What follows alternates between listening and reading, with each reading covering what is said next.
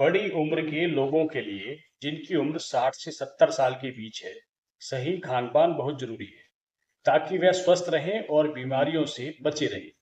बढ़ती उम्र के साथ शरीर की जरूरतें भी बदलती रहती हैं। यहाँ कुछ जरूरी बातें हैं जिनका उनको ध्यान रखना चाहिए, जिससे वह स्वस्थ रह सके। पौष्टिक तत्वों पर ध्यान दें। प्रोटीन जिसमें मुख्य है। मांसपेशियों को बनाए रखने के लिए यह बहुत जरूरी है, क्योंकि उम्र के साथ साथ मांसपेशियां कमजोर होती जाती हैं। इनमें दालें, पनीर, दूध, दही, अंडे, सोयाबीन को अपनी डाइट में शामिल करें। इसके अलावा कैल्शियम और विटामिन डी की भी ध्यान रखना होगा। इसके अलावा कैल्शियम और विटामिन डी का भी ध्यान रखना होगा। कैल्शियम और विटामिन डी ये दोनों तत्व काफी जरूरी है हमारे शरीर के लिए, ताकि ऑस्टियोपोरोसिस यानी कि हड्डियों का कमजोर होना जैसी बीमारियों से बचा जा सके। इसमें दूध, दही, पनीर, रागी और हरी पत्तेदार सब्जियां खाएं। सुबह की धूप से भी विटामिन डी मिलता है। कम से कम 60 मिनट आप धूप में जरूर बैठें। इसके अलावा फाइबर फाइबर जो है कब्ज को रोकने और पाचन को बेहतर बनाने के लिए बहुत जरूरी होता है। साबुत अनाज, फल, सब्जियां और दालों का सेवन बुजुर्गों को करना चाहिए। हाइड्रेशन का भी ध्यान रखना होगा, ज्यादा पानी पीना। उम्र के साथ साथ प्यास कम लगने लगती है, जिससे शरीर में पानी की कमी हो सकती है। दिन भर में पर्याप्त पानी पिए। पानी के अलावा नारियल पानी, छाछ, ताजे फलों का जूस अभी आप पी सकते हैं।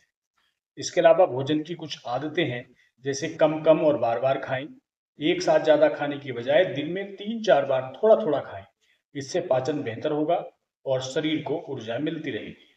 तला भुना और मसालेदार भोजन भी कम कर दें। ज्यादा तला भुना और मसालेदार खाना पाचन को खराब कर सकता है और सीने में जलन जैसी समस्या का कारण बन सकता है।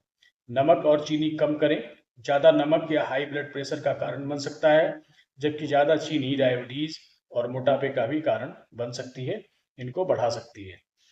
जरूरी चीजों को खाने में जरूर शामिल करें, जैसे फल और सब्जियां। हर दिन अलग अलग रंग के फल और सब्जियां खाएं। इनमें विटामिन, मिनरल्स और एंटीऑक्सीडेंट होते हैं, जो रोगों से लड़ने में शरीर की मदद करते हैं। इसके अलावा सूखे मेवे और बीज जैसे बादाम, अखरोट और चिया सीड जैसे सूखे मेवों और बीजों में हेल्दी फैट और पोषण होता है। इन्हें कम मात्रा में खाना शुरू करें, यानी कि कम से कम खाएं। इसके अलावा दोस्तों, गेहूं की जगह जौ और बाजरे का सेवन करें। गेहूं के अलावा जौ, बाजरा, रागी, मक्का को अपनी डाइट में जरूर शामिल करें।